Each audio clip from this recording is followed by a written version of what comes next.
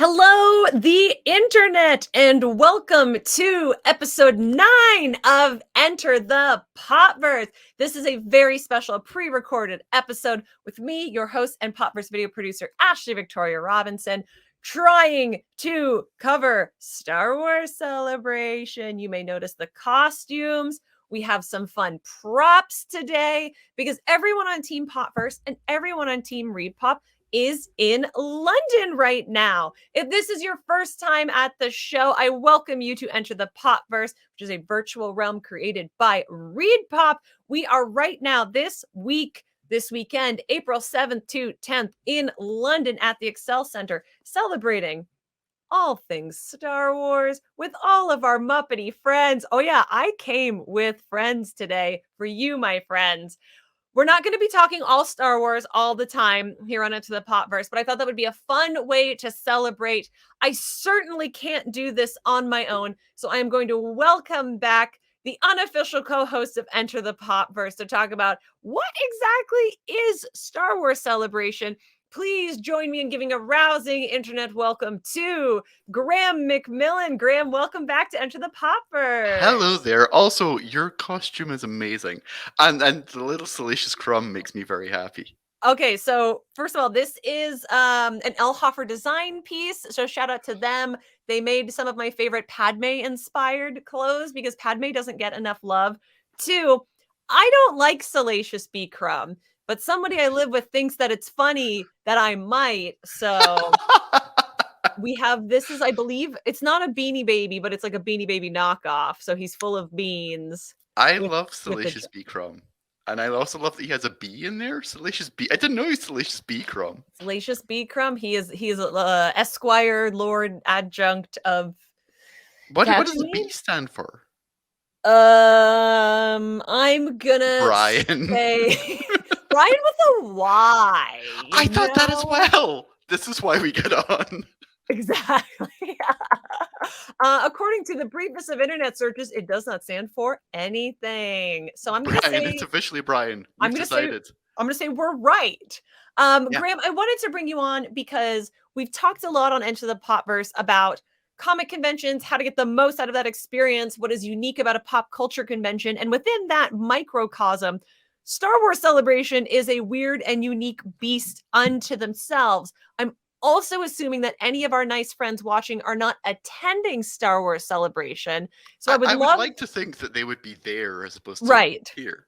I would love for you to break down for them, like, what is different about Star Wars Celebration than a regular Comic-Con? I love Star Wars Celebration because it is the micro focus that is absolutely amazing. My first celebration was in 2019, which was the year times. But the year they did the Rise of Skywalker trailer reveal at the show, and also the Mandalorian reveal was at the show as well, right? And I remember going and before going thinking, how can you have a show based around one thing? Yeah. Like that's going to be weird. Like, is it just going to be really empty? No, because there's so much of everything that, like, it's the most Star Wars you can imagine, which is amazing. But being there for like an announcement of a new thing and seeing an audience who everyone in the building loves that thing is just amazing. It's not like going to San Diego and you do the Marvel panel and you think the Marvel panel's massive. And then you leave and there's people who don't care about Marvel. Yeah. And you're like, I just saw a trailer for, whatever, Guardians of the Galaxy 3. And people are like, that's good. Whereas if you go to Celebration, you're like, I just saw like a trailer for Mandalorian. People lose their minds. They're like, tell me everything about it. It's so great. I love how absolutely like obsessed everyone is with the one thing. So we talked last week, which we definitely recorded last week and not maybe like an hour ago, about... It was definitely twice that. Thank you very much.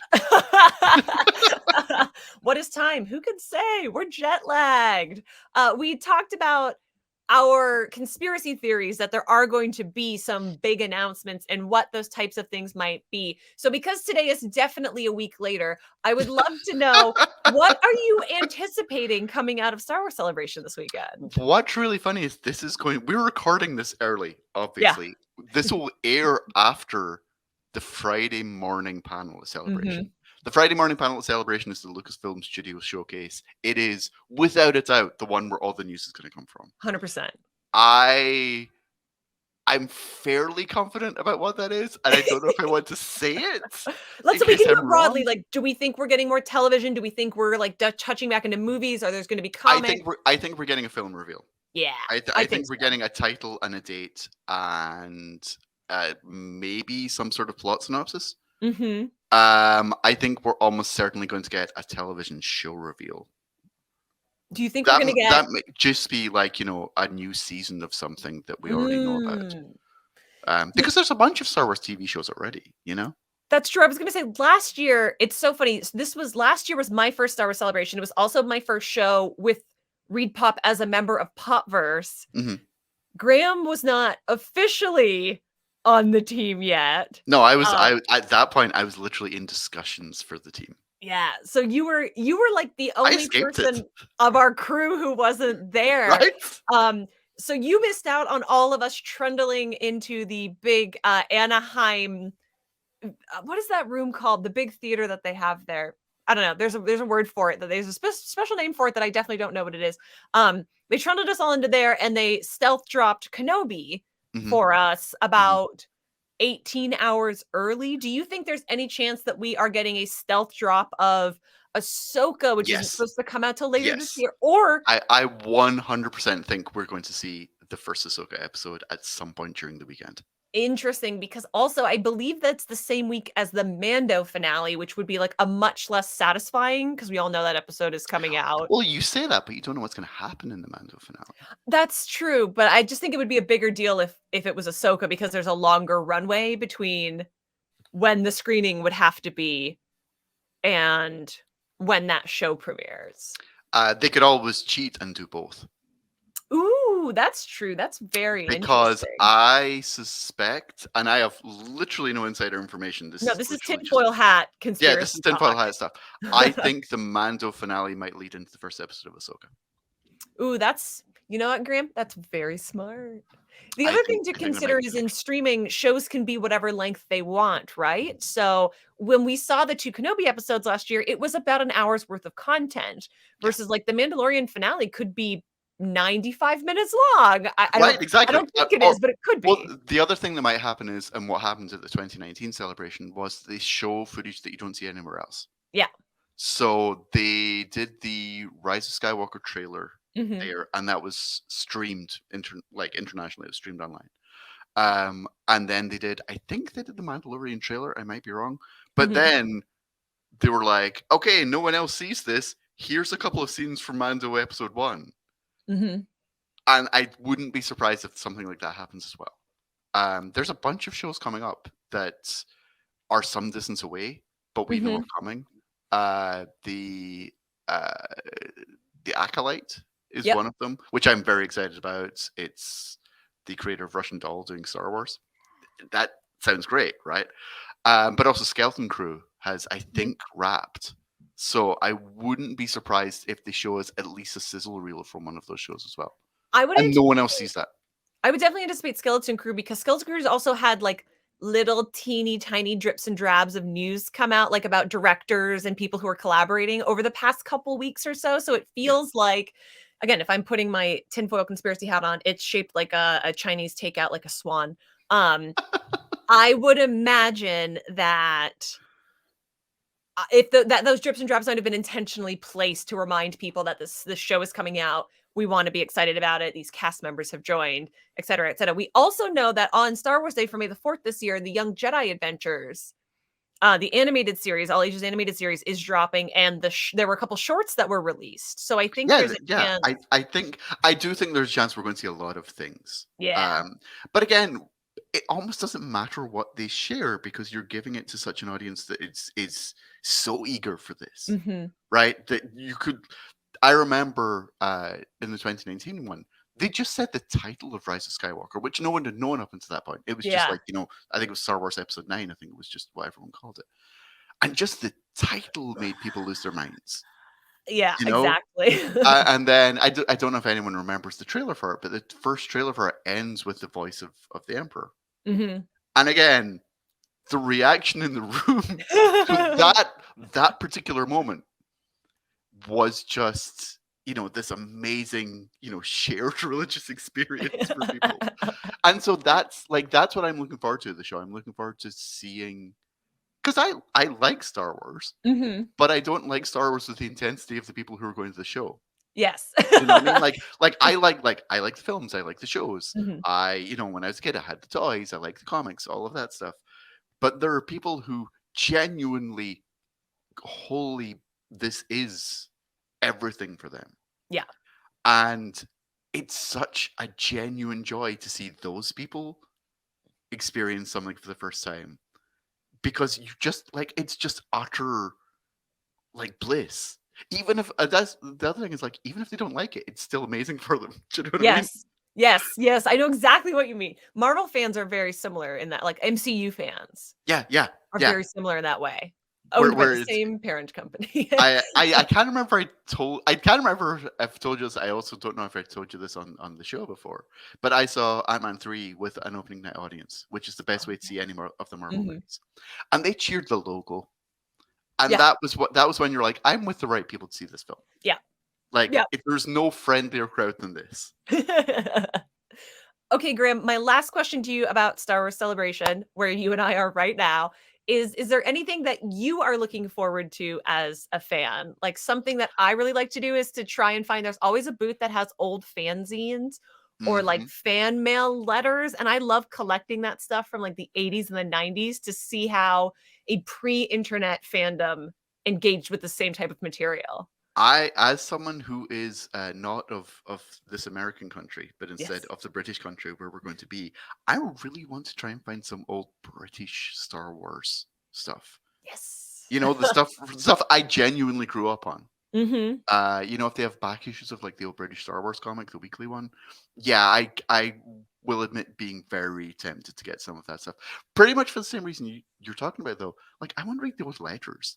I remember there were Yeah. people who wrote to the letters pages who were so convinced that they knew the lore, and when you're 5 and you don't, and someone just is just like, "I know something," you believe them entirely, and they were 100%. clearly making it up. But I remember at the time just being like, "How does this person know everything about the Clone Wars? They've only just mentioned the Clone Wars. This is."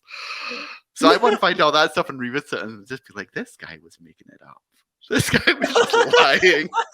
You convinced 5-year-old me, and I believed you." Yeah, that's what I'm looking forward to. I want to see all the old British stuff. I want to see all the British toys and all of that stuff. Is what Mhm. I'm really looking forward to. I'm looking forward to also seeing you and everybody else who's never been to the Excel Center navigate that. I've seen the map. It looks fine, Oh, it right? is no, in my opinion, one of the easier to understand convention centers. I'm looking forward to the crowds. I'm looking forward Yeah. to the fandom very, very much. I'm looking forward to, weirdly enough, doing it in a different country, Mhm. I understand. and seeing what that's like, and seeing how that's different. And I'm looking forward to people's reaction, because there's going to be some sort of news. There's I'm gonna be looking forward some huge news. It's already yeah, broken. you know, no, but really, I'm looking forward to seeing people's reaction to the news that no one saw. When 2019, there was a mural up Oh, yeah. that they had covered up part of before they announced Rise of Skywalker. Yeah. And so you had this mural, and a third of it was just covered in curtain. And everyone noticed it. Everyone was like, what's going on there? What's that all about?" Um, and the excitement when that was pulled down was a genuine thing. People were like, "Oh, look at that!" I want that. I want that sort of experience again. I want that for you. Okay, Graham, tell everybody again where they can find you all over the internet, and if they see some cool stuff, where they can tweet you so that you can rush over and pick it up in a buying frenzy. And wow, am I gonna have a buying frenzy? I'm gonna say yes. I want This that is for you. worrying. I'm on Twitter at Graeme Graemem, and I'm on Popverse, which is the popverse.com. I believe you might have heard of it. Mhm. Okay, Graham, thank you so much for joining us in the Popverse today, and I will see you at the Excel Center momentarily. Exactly, just 2 seconds from now. Mhm, mhm. How much do we love having Graham with us here on Enter the Popverse? Okay, we just had a pretty classic Enter the Popverse segment, so I want to try something new today. I thought, since The Blue Beetle trailer dropped this week. It would be really fun for me to come here, see all of you, and do a live trailer reaction. Okay, so I am going to watch the Blue Beetle trailer and I'm going to react to it live for you. Okay, here we go. I'm pressing play if you want to watch it along with me. In 3, 2. Excuse me, Mr. Reyes? Ooh, honey. You finished scraping the gum off that lounger or what? Oh, that's fun. The flip of the expectation. Everything right now feels so out Oh, of reach. Mary's You always Queen. land Now, on your feet. traditionally girl. from. That's You're interesting. hyena. I mean, it's traditionally from Alberta. They don't get out much. Oh, this game is cute. Jenny, if you're a comic book reader, Jenny's obviously a fun You went character. into the shops, and all you brought back was a hamburger? Ooh, Big Belly, Okay, I don't continuing need its a burger. supremacy You haven't through the looked? DC universe. The hell is that? Scare him. How did you get it to do that? I think he likes me. Ooh, the spirit's kind of scary. I like it. That's fun. It's getting kind of Young Justice vibes. Oh, gross.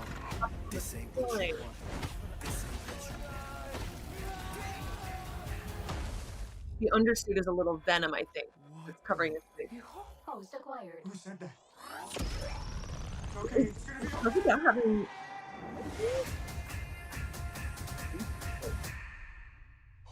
Wow, the Superman shot looks really good. Re-entry system. Wow. no. Wow, I'm impressed. I'm genuinely impressed. Lots of blue, ocean, smart.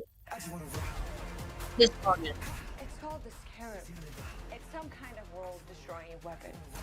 It's designed to protect its host. Oh, the still blue. Sometimes it does what you want, and sometimes it doesn't. I think I cut a bus in half. Kind The of Scarab chose you. chunky S. Yes, and here. it belongs to me. Up, That Bernie. love you feel for your family makes you weak.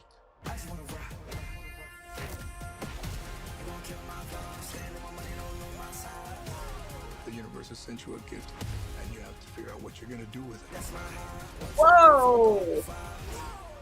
Whatever you can imagine, I can create. Let's party. This sword is cool. Very anime vibes. Nice choice. Blue Beetle. It's like Batman stuff. Batman's a fascist. August 18th. Okay, my friends. Just to be completely transparent with you, when it comes to Blue Beetle, I'm more of a Ted Cord gal than I am a Jaime Reyes gal. So I was really, really hoping we were gonna see Ted Cord in this. I was really hoping. If you've been around the Popverse for a long time, not this past Emerald City Comic Con, but Emerald City Comic Con 2022, we were so lucky to do an interview with Harvey Guillen, and I asked him about Blue Beetle. And so I was really hoping we were going to get to see him and some clarification on who's playing Ted Cord. So sad face for me if you're a Ted Cord lover. I know you're feeling the same way. Honestly, though, the trailer is very, very cool. I know it's live action, but it definitely feels like it is lifting aesthetically, tonally, and from the soundtrack very much from what Spider-Verse laid down for everybody a few years ago, which I find interesting because the new Teenage Mutant Ninja Turtles Mutant Mayhem movie that Seth Rogen is ushering in that we talked about a few weeks ago here on Into the Popverse is also giving very Spider-Verse, but in a very different kind of way. Obviously, it's a 3D animated movie. It's much closer to what Spider-Verse is giving, but this is giving me Spider-Verse, but live action, even more than the MCU Spider-Man, which of all the movies that are currently being ushered in and underway in Hollywood, you would expect that the live action Spider-Man would be the one that would lift the most directly from something like Spider-Verse. I am not upset about it. I am not mad about it. The Blue Beetle suit looks really, really sick. If you remember Blue Beetle in Smallville days, there was some chunkifying. I'm glad that this is a little more slimmed down. Obviously, it was a practical suit versus what I'm assuming is a largely like Iron Man computer generated suit. But I think the suit looks really good. Like I said, the Superman shot where he's floating up above the earth, I thought was very, very, very cool. I think I called Susan Sarandon Sigourney Weaver, so I apologize, but again, if you are a comic book reader, you know who she is. You know the role that she is going to play in this movie. And I think that is very, very cool. I am excited to see her character unspool and unravel a little bit throughout the course of this movie. It seems like if you have read the original Jaime Reyes self-titled Blue Beetle series, this looks like it's following his first arc or his first couple arcs pretty closely. Honestly, of all the DCU things that are DC films, things that are happening right now, this is the movie that I am most excited for. This is the superhero movie I am most looking forward to this year. So to get the trailer, have it be cool, have it be funny, have it seem like it's touchstoning a couple things that, like, again, Spider-Verse, the Shang-Chi bus, like, all of that is really, really compelling to me personally, and knowing now that it's coming out on August 18th.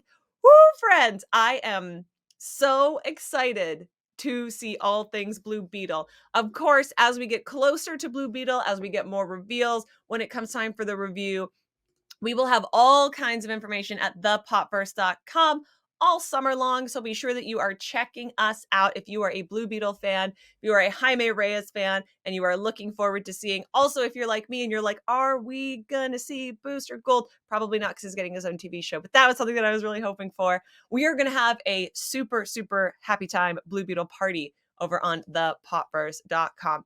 And if you haven't watched this trailer, but you somehow watched my reaction to it, I cannot encourage you enough to go over and check it out. It is really, really fun. And I think it has the potential, if the movie is well liked, to kind of do for Jaime and some of these Young Justice or JLI characters what Guardians of the Galaxy did for a lot of what we would call lower tier Marvel characters, even though, like, I don't believe there's A-list, B-list, C-list, it's just characters that are more popular and have had more runs than others. But if we could elevate Jaime to the level of a character like Batman who gets referenced here, I think that could be really fun. And honestly, I would love to see it. I know there are so many of you who are currently joining us at Star Wars Celebration, who might be watching this later in the day, catching up on the weekend, or even catching up the next week. Oh, as we're all dealing with our jet lag if we're coming from North America. But we also had some exciting news today from another Spacebound franchise, and that is Doctor Who. I know I can't sing. You can tell me in the comments. That's fine. So we are currently in between Doctors. We are in between 13 and 14, or 13 and 15, depending on how you want to think about it. We have Ncuti Gatwa, and we have Russell T Davies, and we have David Tennant, all coming back to bring us new Doctor Who in November of this year. And it was announced earlier this week that drag icon, Broadway star, and performer Jinkx Monsoon is joining the cast of Doctor Who. If you're not familiar, Jinkx Monsoon won season 5 of RuPaul's Drag Race, season 7 of RuPaul's Drag Race All-Stars, and just completed a run as Mama Morton in Chicago. That's, if you've only seen the movie, that is the Queen Latifah part, which really boosted the sales of not only the show, but of Broadway in general. So everything she touches seems to be turning into gold. And now she's joining Doctor Who. You may also remember that Doctor Who under Russell T Davies has not merged with, but is working with Disney Plus. So that's how it's going to be airing concurrently in North America. And one can also assume that there are some fiduciary bonuses to working with Disney as well. And we're also, for the first time, seeing a lot more North American performers joining what is a traditionally English and United Kingdom cast of characters. So I find this super, super fascinating. And I want to read you some quotes about it. So when Russell T Davies was asked to comment on Jinkx Monsoon joining the cast, he said, and I quote, "In a galaxy of comets and supernovas, there comes the biggest star of them all. Jinkx Monsoon is on a collision course with the TARDIS, and Doctor Who will never be the same again." And then Jinkx Monsoon also added herself, "I'm honored, thrilled, and utterly excited to join Doctor Who. Russell T Davies is a visionary and a brilliant writer. I can't wait to get into the weeds with him and the crew. I hope there's room in the TARDIS for my luggage." This is adorable because I firmly believe you do not have to be a fan of something in order to do a good job writing, directing, DPing, or performing as that role. But as a deep cut nerd, and if you're a Jinkx fan, you know that Jinkx is a deep cut nerd, it's really satisfying to see one of us get a chance to go and play in the same baseball diamond. I don't know why I'm making a baseball metaphor at you or a sports metaphor, but you understand what I'm saying. Also, I will say, per Variety, it says that Jinkx Monsoon is set to play a major role in the series. And the reason that I want to bring that up, and I kind of maybe want to like split hairs or really like dig into that detail, is because there's a big difference between a major actor showing up in a television show or a genre show for a single episode, and there's a major difference between that and major role. Major role could be the companion, could be the voice of the TARDIS, could be the master, could be another Time Lord, could be like there's a lot of implications that she is going to be in more than one episode, or perhaps if we're doing more of the 12th Doctor style, more than a single arc. And I find that very, very exciting. I have been a Jinkx Monsoon fan since season 5 of RuPaul's Drag Race. I watched her win live. I've always really enjoyed her. And because of what we do here in the Popverse, I have actually had a chance to interview Jinkx Monsoon and BenDeLaCreme. Like when we talked to Harvey Guillen, not the most recent Emerald City Comic Con, but the time before, we talked to Jinkx and Dela, and this was hot on Jinkx's win from All-Star 7. So if you haven't seen it, I want to take this opportunity to show the video to you right now. I don't know, Rue's all Scrooge McDuckin in her vault, so I don't know, maybe she can share a couple shekels one of these days.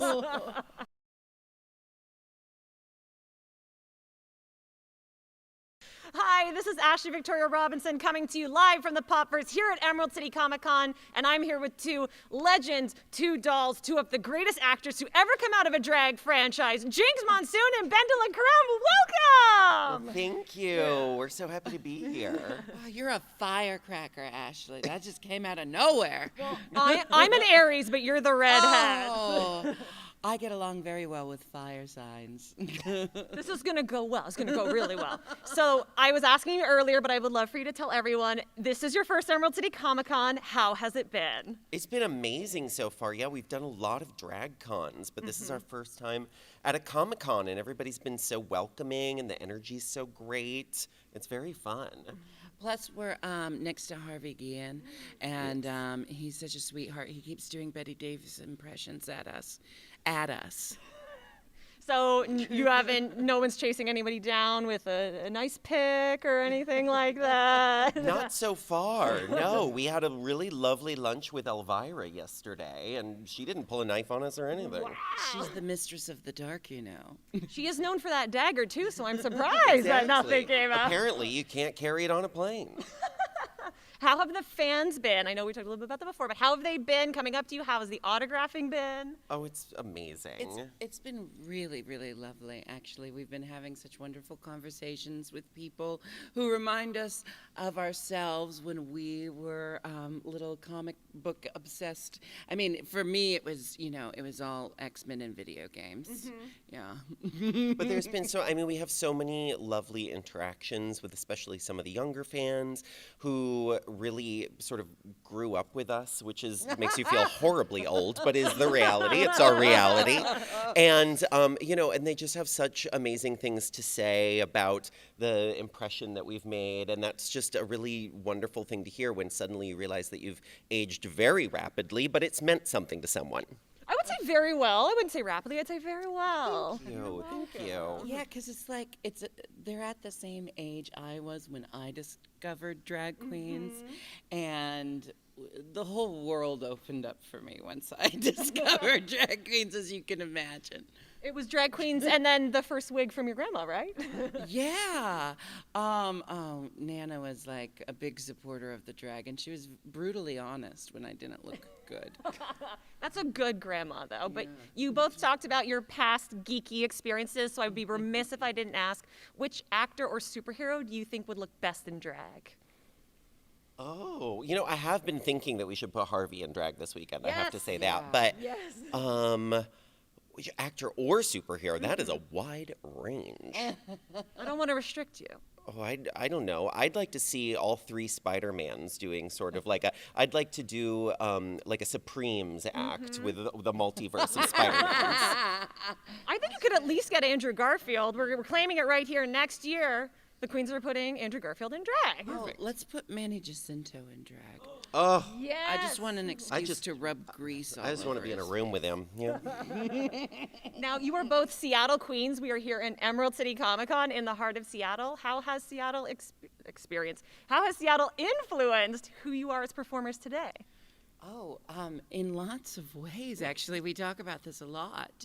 But I think for me there was so much diversity in the type of performance you could do and make a good go doing it in Seattle. You know, you could do cabaret, you could do club work, burlesque. Dela worked heavily in burlesque. I was working in every last shanty in town. And Soft shoeing on every pool table. and Seattle actually produces a lot of world-class talent. I don't know that we boast about that enough. It's true. Yeah, I mean, I moved here in 2007, and I just happened to hit it at the right time. It was such a renaissance. There was so much crossover, as Jinkx said, between the stand-up comedy scene, the music scene, the contemporary dance scene, drag, burlesque, and I feel like that just really formed how we both make work. And you go all over the place, and people sort of have this, like, oh, there's a real Seattle flavor. But the flavor is really just a melange of all the other flavors that we've been steeped in. It's not just Starbucks and salmon from the Pike Place Market. Well, there's a lot of that, too. You both defined your seasons of Drag Race and then redefined the All-Star seasons that you were both on. So what trope or industry are you breaking through next? Oh, we just keep chipping away at doing more and more original and scripted work between the two of us. We're about to take our holiday tour on tour for the 5th consecutive year and the 4th year on tour, which is all done completely in-house. Dela produces and directs it. We co-write it. We co-star in it.